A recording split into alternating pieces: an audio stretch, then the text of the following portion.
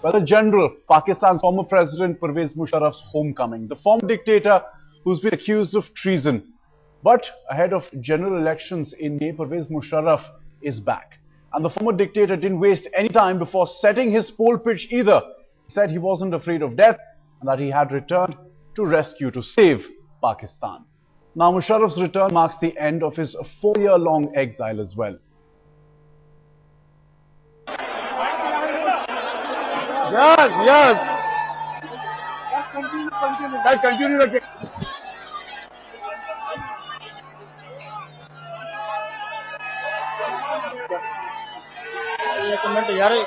General Pervez Musharraf.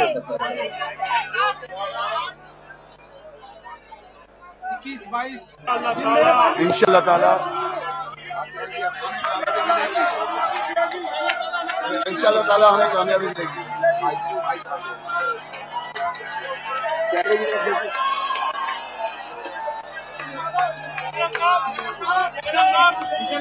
यार क्या बात है भाई, कोई सवाल नहीं होगा। Yes. All Pakistan Muslim League, the party that he had floated in exile 3 years ago. He claims that he will contest the general elections scheduled for the 11th of May. Now, Musharraf's return hasn't been devoid of its share of hiccups either. Now, precluded by death threats from the Taliban and imminent arrest threats from the PPP government as well. Now, Musharraf claims that he has ended his exile to lead his party. But there seems to be more in his return than meets the eye. Now, the political corridors are rife with various reasons that might have prompted and facilitated his return. Many analysts and insiders claim that Musharraf's return is part of a deal orchestrated by Saudi Arabia.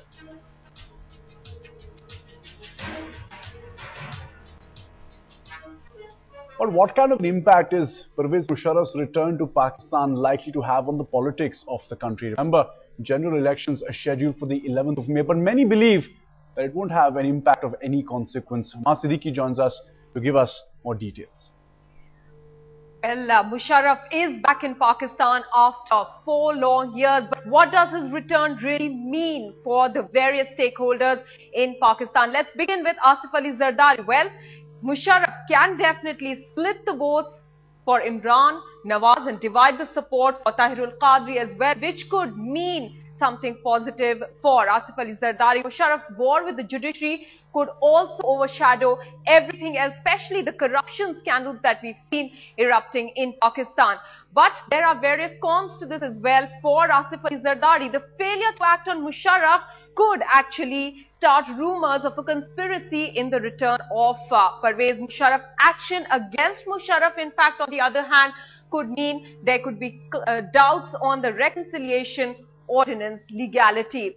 On the other hand, let's take a look at how and what it could mean for the army. Now, could this emerge as, could Musharraf in fact emerge as a civilian face for the Pakistani army agenda? And the next, what it could go against the army? Could it seek to reimpose the authority over Pakistan army? Let's take a look at what it could mean for Imran Khan, a very, very important person in these elections this time around. Opportunity to present Musharraf as the past and project Imran Khan himself as the future of Pakistan could be something that Imran Khan could be using Musharraf as. In fact, on the other hand, no alliance with Musharraf is likely, and therefore it could split the votes for Imran Khan that could go, of course, against him. And the last there, and not the least, of course, is Tahir-ul Qadri himself. What could go in favor of Qadri if Musharraf is back is that he could gain from the fresh uncertainty with the return of Pervez Musharraf. Against the point that we are bringing to you is that there is an opportunity for the Pakistan government now to deflect blame onto Musharraf.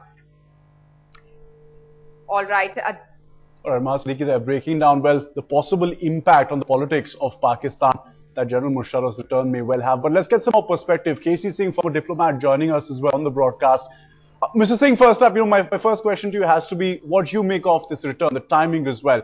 Having spoken to voices in Pakistan, everybody said that they advised Musharraf not to return. Of course, there's, forget the threat of arrest, there's an imminent threat to his life as well.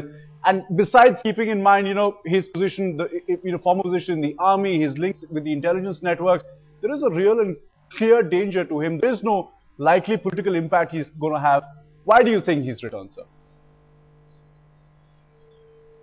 Well, firstly, he's no Napoleon returning for Elba or General Eisenhower or Charles de Gaulle. He is Musharraf, and he had left under a certain cloud. He had been rejected not by the military alone. He'd been rejected by the elite of Pakistan. It's the lawyers' agitation which had driven him from his position, and the army refused to back him. So it'd be difficult to imagine that the army will now espouse him when they were not willing to back him at that stage, and he had to resign and leave. Now, out of the 4 years that he has been in exile, he's been threatening to come back for almost 2 or 3 years. Yes. He created his party, the Third Muslim League, the All Pakistan Muslim League. But every time he came to Dubai and he was threatening to come, he realized that there wasn't much support for that party.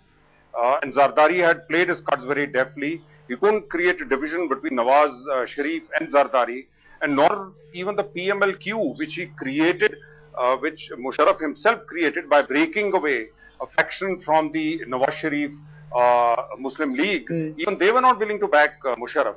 So it's very difficult to see. I was in Dubai the other day, just 3 days back, in fact, for a track too with some Pakistani retired generals and diplomats.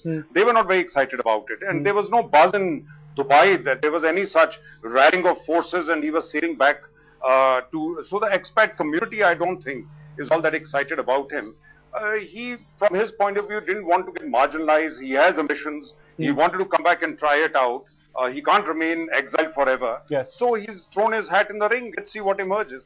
Perhaps not, for immediate results, also to stay alive in public consciousness in Pakistan as well. But certainly, as far as an Indian context is concerned, his return to Pakistan certainly is being seen with a lot of apprehension in various quarters in India as well.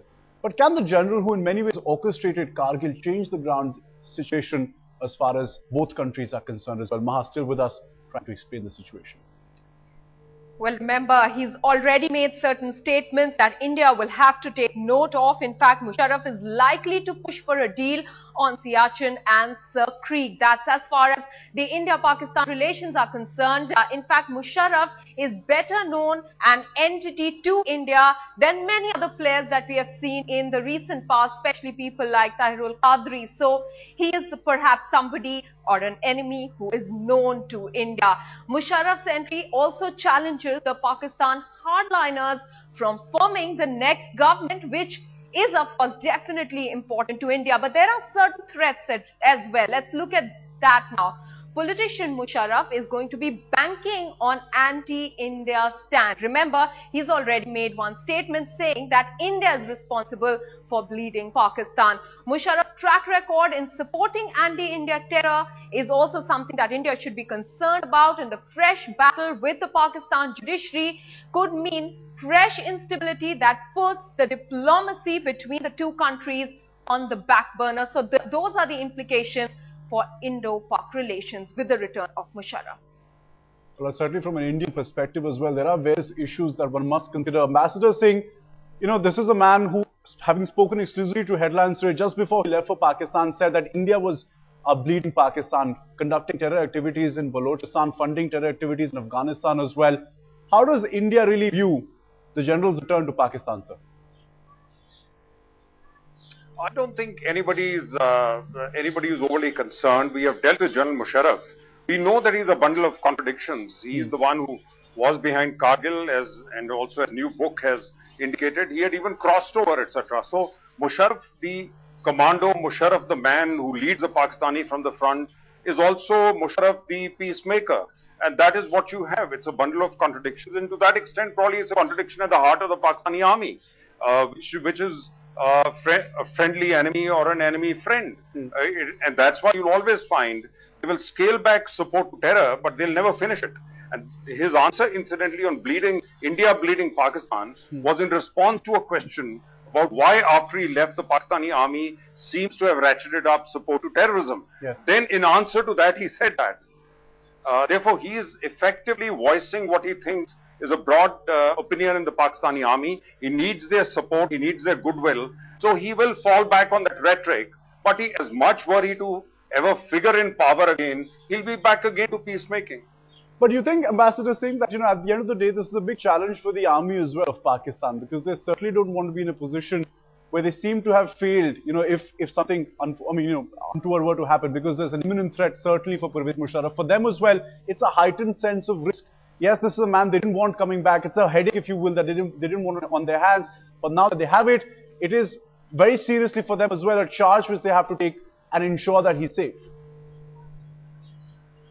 And look at the irony of it, because it was a similar headache that President Musharraf had when Benazir came back. Yes. It's exactly a similar headache. But the additional problem for the Pakistani army is they want to settle with the Tehreek-e-Taliban Pakistan.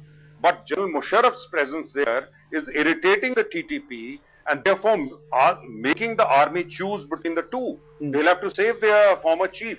But the last thing they wanted was an irritant at a point when, with the US beginning or set to withdraw from Afghanistan, they want to settle with the Tehreek-e-Taliban Pakistan.